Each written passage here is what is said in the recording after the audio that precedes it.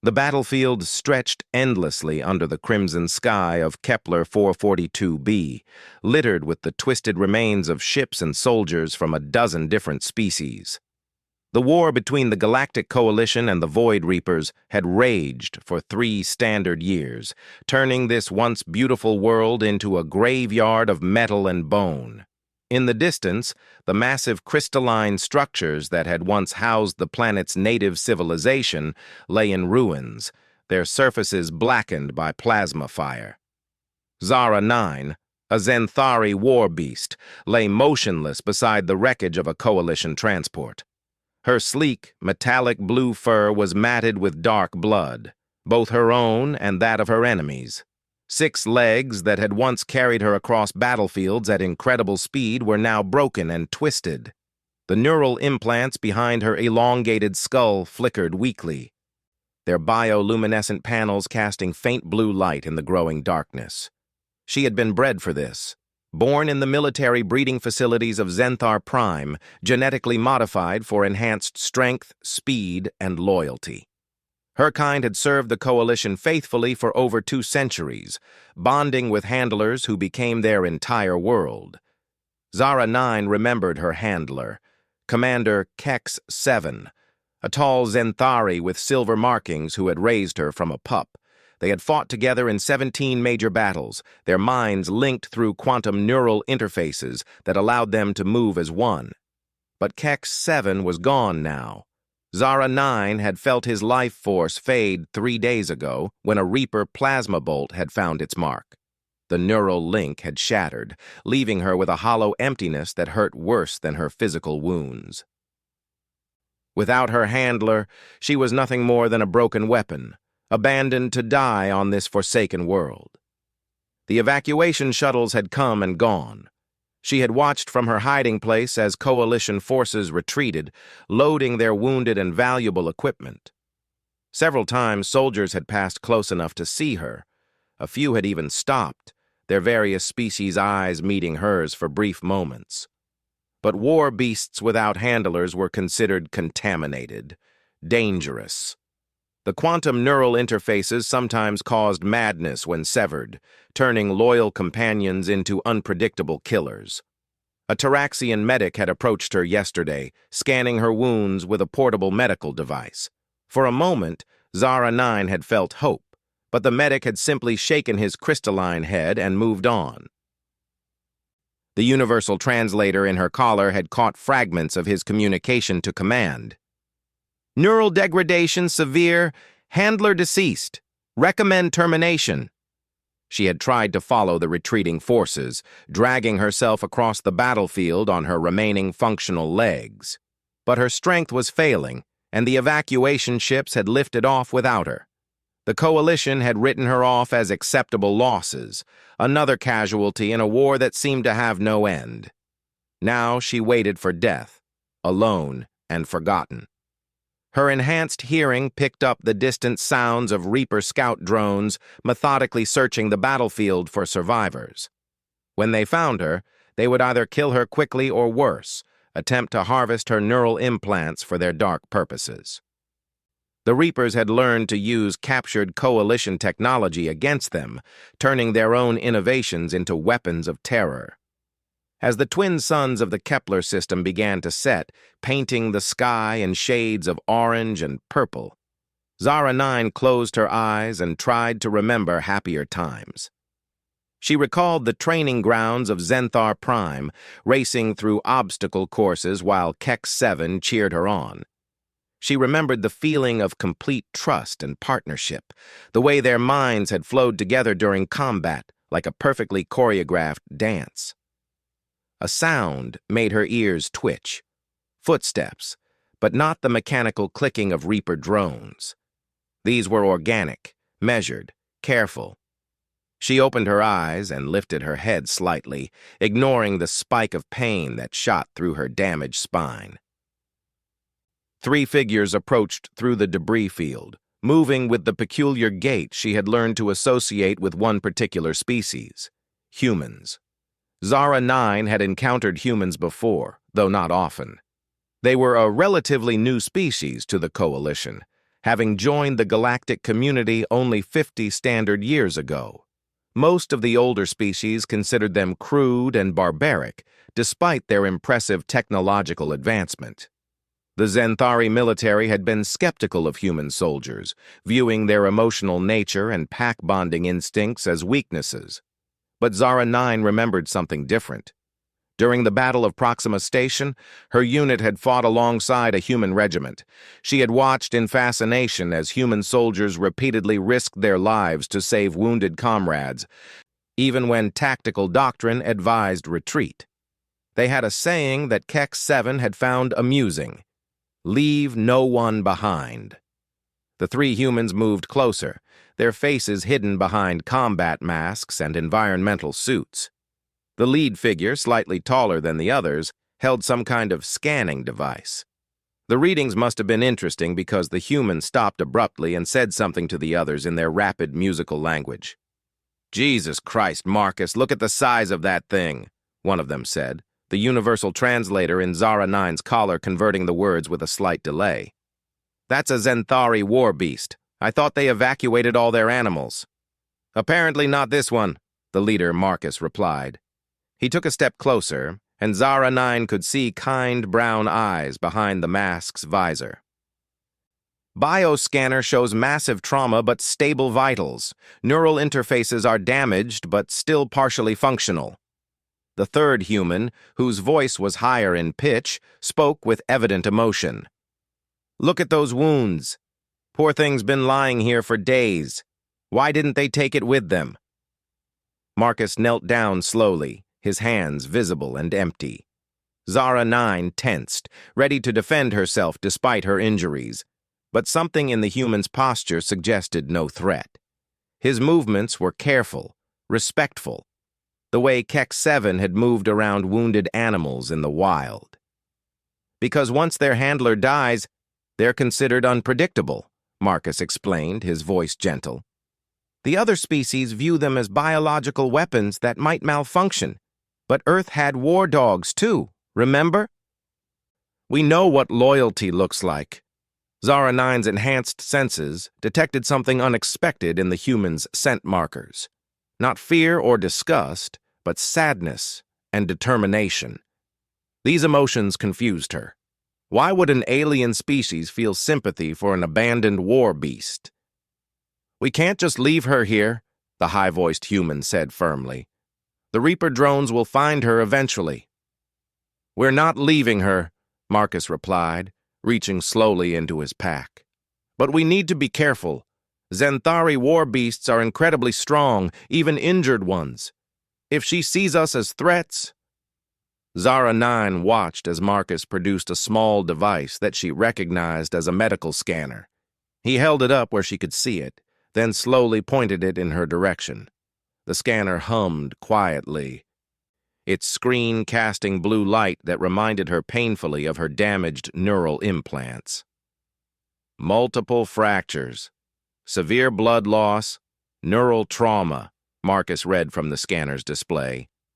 "But nothing that can't be treated if we act fast. The question is, will she let us?" The three humans held a brief conference in their native language, speaking too quickly for the translator to keep up. Zara 9 caught fragments about medical supplies, transport capacity, and something called a med bay on their ship. They seemed to be arguing, but not angrily. It was more like the tactical discussions she had heard between coalition officers. Finally, Marcus approached her again, moving slowly and keeping his hands visible. When he was close enough to touch, he stopped and spoke directly to her. "Easy, girl. We're not going to hurt you. My name is Marcus Chen, and these are my team members Sarah and David. We're with the Earth Defense Force, and we don't leave wounded soldiers behind, no matter what species they are." Zara 9 stared into his eyes, searching for deception or threat. Instead, she found something that her genetic programming had taught her to recognize and trust: genuine care. This human's scent markers indicated honesty, determination, and something else that took her a moment to identify: grief.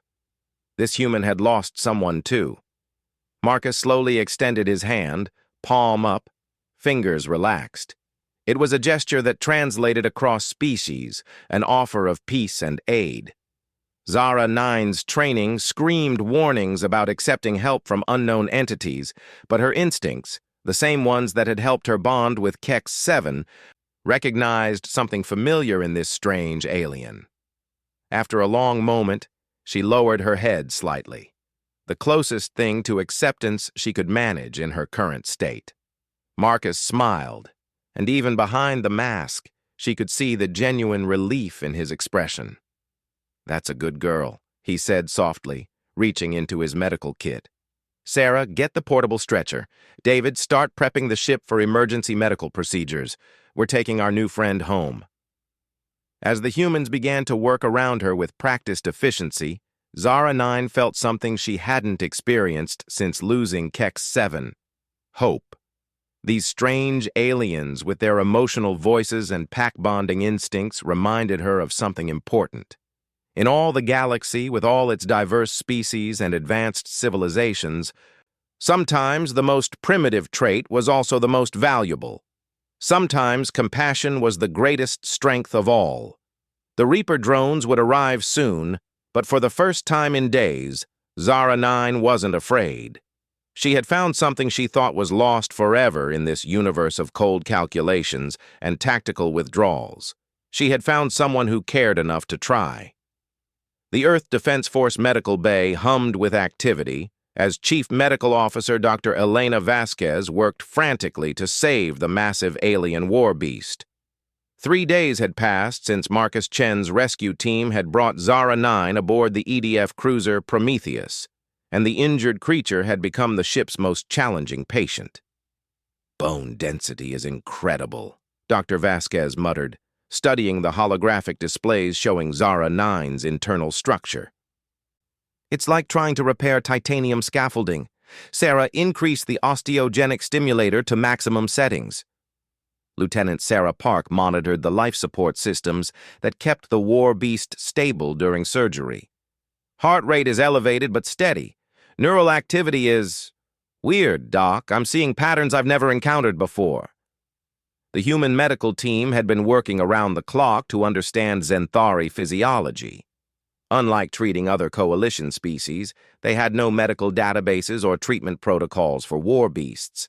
Every procedure was experimental, every decision potentially fatal. Dr. Vasquez had initially been skeptical when Marcus brought the creature aboard. The Prometheus was already overcrowded with human refugees from the fallen colonies, and medical supplies were running low. But when she saw the war beast's condition and learned how it had been abandoned, her physician's oath overruled her practical concerns. "The neural implants are the real problem," she explained to the observation deck, where Marcus and several other officers watched the procedure. "They're quantum entangled with the deceased handler's brain patterns. When he died, it created feedback loops that are slowly destroying her nervous system." Captain Lisa Rodriguez frowned at the medical displays. "Can you remove them?" "Not without killing her. They're too deeply integrated into her brainstem. But maybe we can reprogram them." Dr. Vasquez paused, considering possibilities. "David, what did you find in the coalition databases?" Ensign David Kim, the team's tech specialist, pulled up his research on a secondary display. "War beasts are bred from a species called Xenth, originally from Xenthar Prime. They're naturally pack animals with high intelligence, but the Coalition modified them for military use. The neural implants create artificial pack bonds with their handlers." "Artificial pack bonds," Captain Rodriguez repeated thoughtfully. "But humans form natural pack bonds, don't we?" Dr. Vasquez looked up from her surgical instruments. "That's an interesting theory, Captain. Human brain chemistry has strong similarities to pack-bonding mammals from Earth. If we could somehow modify the neural interface to accept human brain patterns instead of Xanthari ones." "You're talking about bonding with her," Marcus said from the observation deck, "creating a permanent neural link between a human and an alien war beast." "It's never been tried," Dr. Vasquez admitted, "and it would be irreversible. The human volunteer would share a permanent mental connection with an alien consciousness. We have no idea what the psychological effects might be." The room fell silent, except for the steady beeping of medical monitors. Everyone understood the implications. They were discussing experimental surgery on an unknown alien species using untested procedures that could kill both patient and volunteer.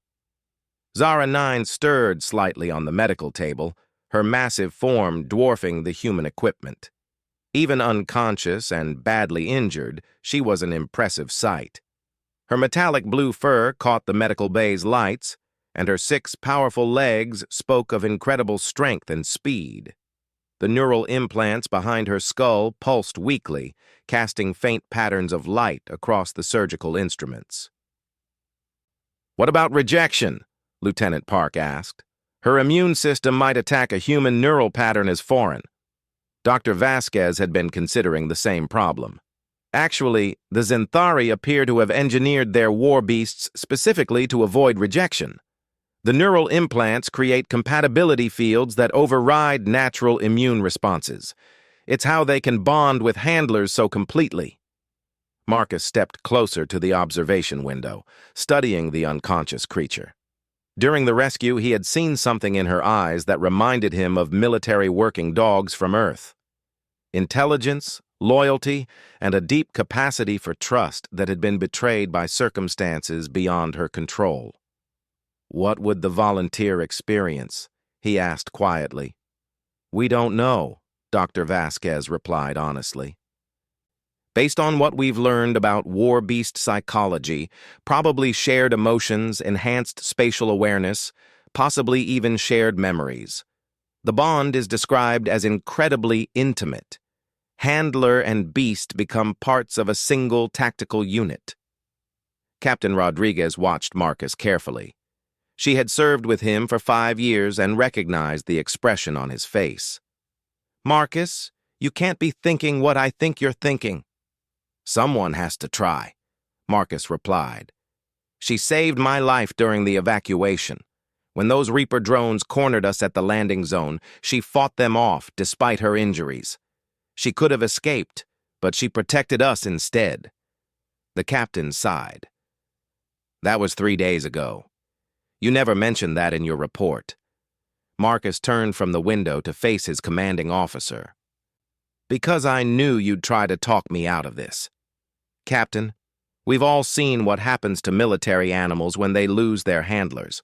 On Earth, we learn to help them bond with new partners. This isn't that different." "This is completely different, and you know it," Captain Rodriguez shot back. "You're talking about permanent neural modification with an alien species we barely understand." Dr. Vasquez interrupted the argument with an urgent alarm. "Neural activity is spiking. She's going into cascade failure. The quantum entanglement is destabilizing faster than expected." On the displays, Zara 9's brain activity showed chaotic patterns as the damaged neural implants struggled to maintain connections that no longer existed. Her massive body convulsed slightly, and the life support monitors showed rapidly declining vital signs. "We have maybe an hour before complete neural collapse," Dr. Vasquez announced grimly. "After that, even if she survives, she'll be in a permanent vegetative state." Marcus didn't hesitate. "Do it. Prep me for the neural bonding procedure." "Absolutely not," Captain Rodriguez commanded. "I won't authorize experimental surgery that could kill one of my officers." "With respect, Captain, this isn't a military decision," Marcus replied firmly. "Dr. Vasquez, as the ship's CMO, you have the authority to approve emergency medical procedures, right?" Dr. Vasquez looked between the captain and her patient. "Technically, yes. But Marcus, the risks—" "I understand the risks. I also understand that without this procedure, she dies anyway." Marcus headed toward the medical bay's prep room. "And I've already made my decision." Captain Rodriguez followed him. "Why? Why risk everything for an alien war beast you've known for 3 days?" Marcus paused at the prep room door, considering his answer. "Because someone needs to prove that humanity is different, Captain. Every other species in the Coalition abandoned her without a second thought. They saw a broken weapon and wrote her off as acceptable losses. He gestured toward the medical table where Zara 9 lay unconscious. But we don't abandon our own. And after 3 days fighting beside her, after watching her risk everything to protect strangers from another species, she is our own. The captain stared at him for a long moment. You really believe this will work? I believe it's worth trying. And if it doesn't work, at least she won't die alone and forgotten on that battlefield.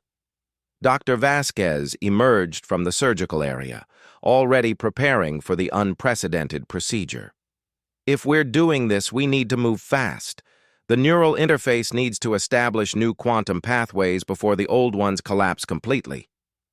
Marcus nodded and began changing into surgical scrubs. What do I need to know? The connection will be immediate and permanent, Dr. Vasquez explained as she calibrated the neural interface equipment. You'll share thoughts, emotions, sensory input, possibly memories. Some handler-beast pairs report telepathic communication across vast distances. Any advice for when it happens? Dr. Vasquez smiled grimly. Try to stay yourself. The Zenthari handlers train for years to maintain individual identity while bonded. You'll have to figure it out in real time. As the medical team prepared for the experimental surgery, word spread throughout the ship. Crew members gathered in the corridors outside the medical bay, drawn by curiosity and concern. The rescue of an alien war beast had already become ship legend, but attempting to bond with her was something else entirely. Lieutenant Park monitored Zara 9's deteriorating condition. Neural cascade accelerating. Whatever we're going to do, it needs to happen now. Marcus lay down on the adjacent medical table, neural interface crown positioned over his head. The device looked deceptively simple, a ring of quantum processors and bio-neural connectors that would rewrite the fundamental patterns of his consciousness. Are you ready? Dr. Vasquez asked, her hand hovering over the activation controls. Marcus looked through the transparent barrier at the massive war beast who had risked everything to protect his team. Her metallic blue fur was no longer lustrous, and her powerful frame seemed fragile against the medical equipment. But even unconscious, she maintained the dignity of a warrior. Do it, he said. Dr. Vasquez activated the neural interface, and Marcus felt his consciousness explode outward into alien patterns of thought and sensation. For a terrifying moment, he felt himself dissolving into something vast and strange. Then, gradually, he began to sense another presence, reaching back toward him through the quantum void. Zara 9's mind was a complex landscape of loyalty, duty, and profound loss. But underneath the pain, Marcus felt something familiar.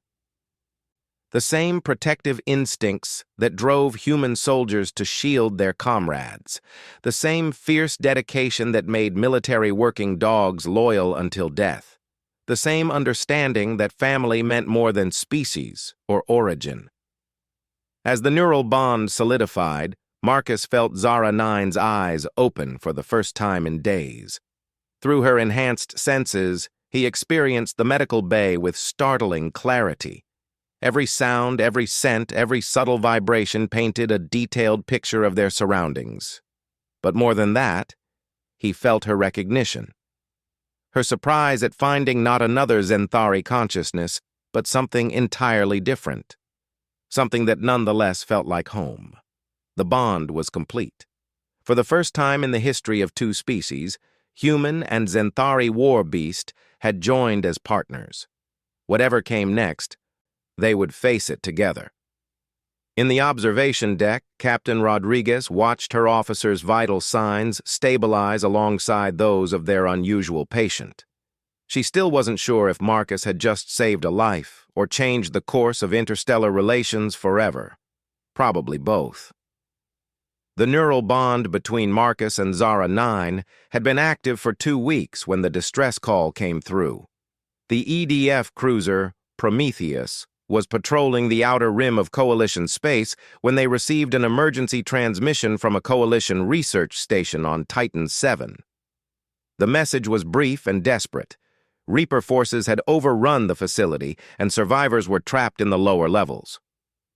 Captain Rodriguez studied the tactical display with growing concern. It's obviously a trap.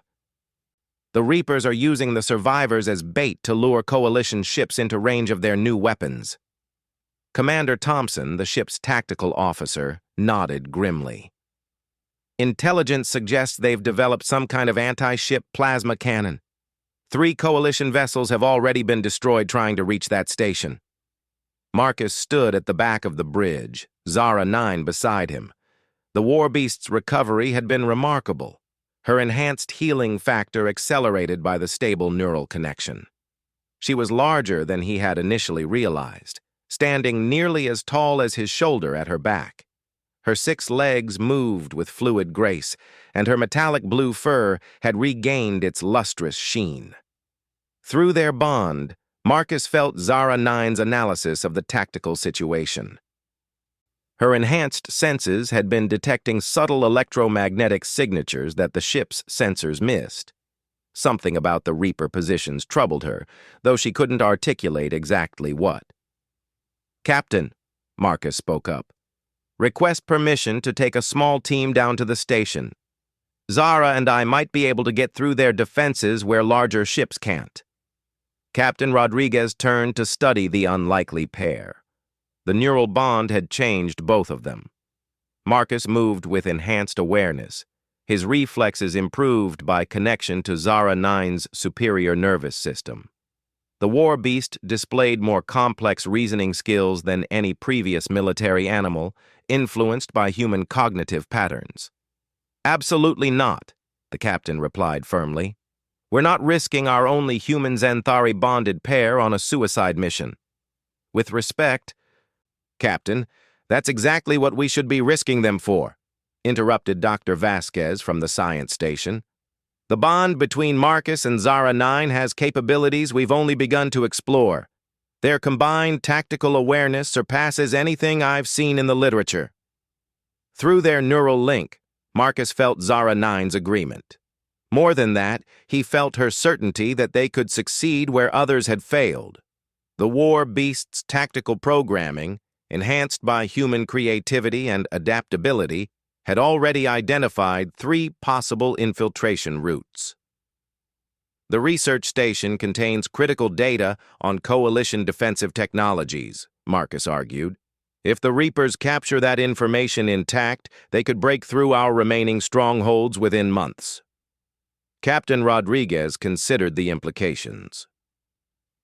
The war was going badly for the Coalition. Human colonies had been evacuated or destroyed, and the other species were beginning to negotiate separate peace treaties with the Reapers.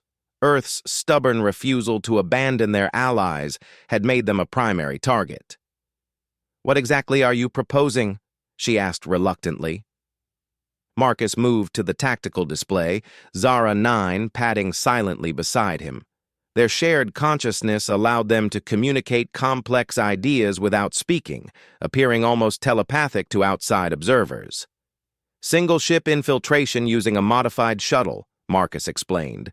"Zara 9's enhanced senses can detect Reaper patrol patterns and defensive positions. My human creativity can adapt tactics in real time. Together, we can navigate their defensive grid and extract the survivors." "And the plasma cannon that's been destroying Coalition ships?" Commander Thompson asked skeptically. Zara 9 approached the tactical display, her neural implants interfacing directly with the ship's computers. Holographic projections showed the research station's layout, with red indicators marking Reaper positions. Through their bond, Marcus felt her analysis. "She says the plasma cannon is stationary, designed for ship-to-ship combat," Marcus translated. "It can't target small, fast-moving objects at close range.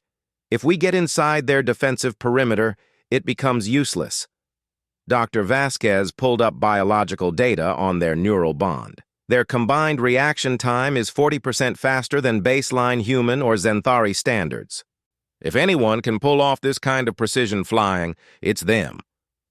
Captain Rodriguez studied the tactical projections, weighing risks against potential gains. The research station did contain irreplaceable data, and the trapped survivors included some of the Coalition's best scientists. More importantly, a successful rescue might convince other species that the war was still winnable. "You'll take Lieutenant Park as backup," she decided finally. "And if the situation becomes impossible, you abort immediately. The bond between you two is too valuable to lose on a heroic gesture." 2 hours later, Marcus piloted a modified stealth shuttle toward Titan 7, Zara 9 secured in the specially modified passenger compartment behind him. Lieutenant Park monitored sensors and communications, but the real navigation was happening through the neural bond. Through Zara 9's enhanced senses, Marcus perceived space differently than any human pilot before him.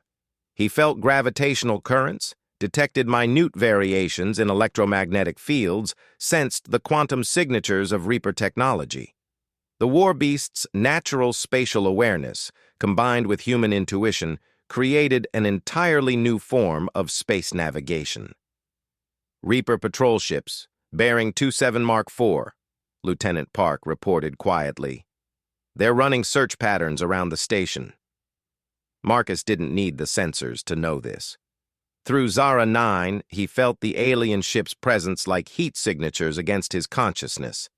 The Reapers use biotechnology, their ships grown rather than built, and they registered differently to enhanced Zenthari senses. "I see them," he murmured, adjusting their course to slip between patrol routes. "Zara says there's a gap in their coverage near the station's docking bay, but we'll have maybe 30 seconds before they detect us." The shuttle's modified engines ran silent as they approached Titan 7. The research station was a massive structure, built into the asteroid's surface for protection. Reaper ships clustered around it like predatory insects, their organic hulls pulsing with bioluminescent patterns. Through the neural bond, Marcus felt Zara 9's battle instincts activate. Her predator reflexes analyzed each enemy ship, identifying weapons placements and structural weaknesses. Her military conditioning provided tactical assessments that human training could never achieve. "There," Marcus whispered, seeing their target through enhanced perception.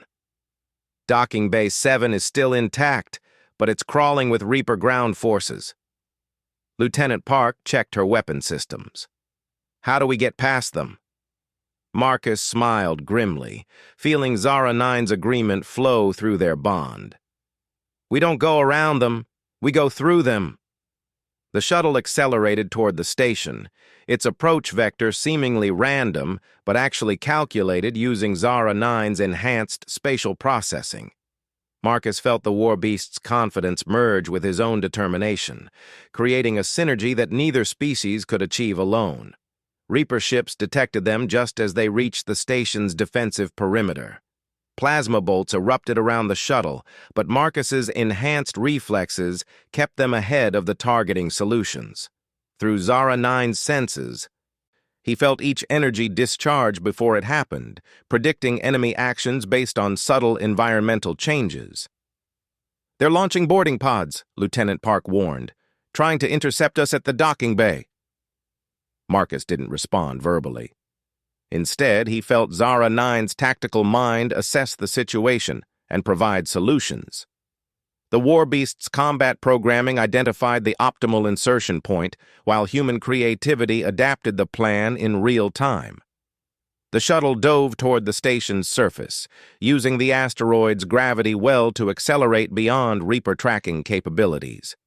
Marcus felt every vibration through the ship's hull, every strain on the engines filtered through Zara 9's enhanced nervous system. They burst through the docking bay's emergency fields just as Reaper boarding pods crashed into the station. Marcus set the shuttle down with impossible precision, the landing calculated through shared consciousness to place them exactly where they needed to be. "Stay close," he told Lieutenant Park as they prepared to disembark. "Zara and I will handle the Reapers. You focus on finding the survivors." The docking bay doors opened, and Zara 9 exploded into action. Through their neural bond, Marcus felt her transformation from gentle companion to deadly war machine.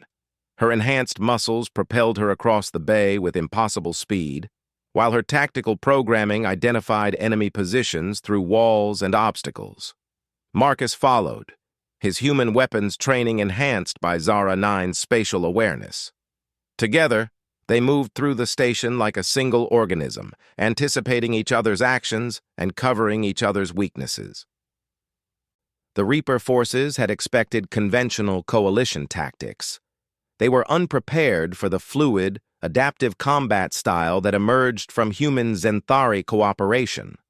Marcus provided creative solutions and flexible thinking, while Zara 9 offered enhanced reflexes and tactical analysis. "Survivors located," Lieutenant Park reported through their comm system. "Lower level 3 sealed in the emergency shelter." Through Zara 9's enhanced hearing, Marcus detected the survivors' location before Park finished speaking. But he also sensed something else. More Reaper forces moving to intercept them, including something large and dangerous that set off every instinct the war beast possessed. "Heavy combat unit incoming," he warned. Something Zara's never encountered before. The research station's corridors erupted with plasma fire as Reaper reinforcements arrived. But Marcus and Zara 9 moved through the chaos with impossible coordination, their shared consciousness allowing them to fight as a perfectly synchronized unit. They reached the survivors just as the Reaper heavy unit breached the station's outer hull. Through their bond, Marcus felt Zara 9's shock at encountering something that registered as both mechanical and biological, a hybrid entity that challenged her understanding of life and death. "Get them to the shuttle," Marcus ordered Lieutenant Park. "We'll hold the corridor." The battle that followed would later be studied by military tacticians across Coalition space. Human creativity and Zenthari enhancement created combat possibilities that neither species had imagined.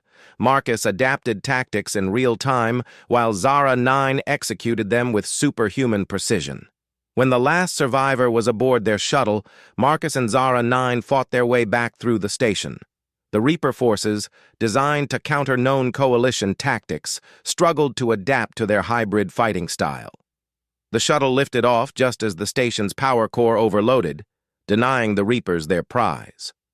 Through their neural bond, Marcus felt Zara 9's satisfaction at the successful mission, mixed with anticipation for whatever challenges lay ahead. As they returned to the Prometheus, Captain Rodriguez studied the mission reports with amazement. A single human Zenthari team had accomplished what entire battle groups had failed to achieve. "How do we explain this to Coalition Command?" she asked Dr. Vasquez. "Simple," the doctor replied, watching Marcus and Zara 9 through the observation window. "We tell them that sometimes the most powerful weapon in the universe isn't technology or tactics." She gestured toward the unlikely pair, human and alien war beast, moving in perfect harmony. "Sometimes it's trust." The war was far from over, but for the first time in months, the Coalition had reason for hope. Humanity had done more than rescue an abandoned war beast. They had proven that cooperation could transcend species barriers, that loyalty and courage were universal values. In a galaxy torn apart by conflict, Marcus and Zara 9 represented something new, the possibility that different species could become stronger together than they ever were apart. The neural bond between them had created something unprecedented in galactic history. They had created family across the stars.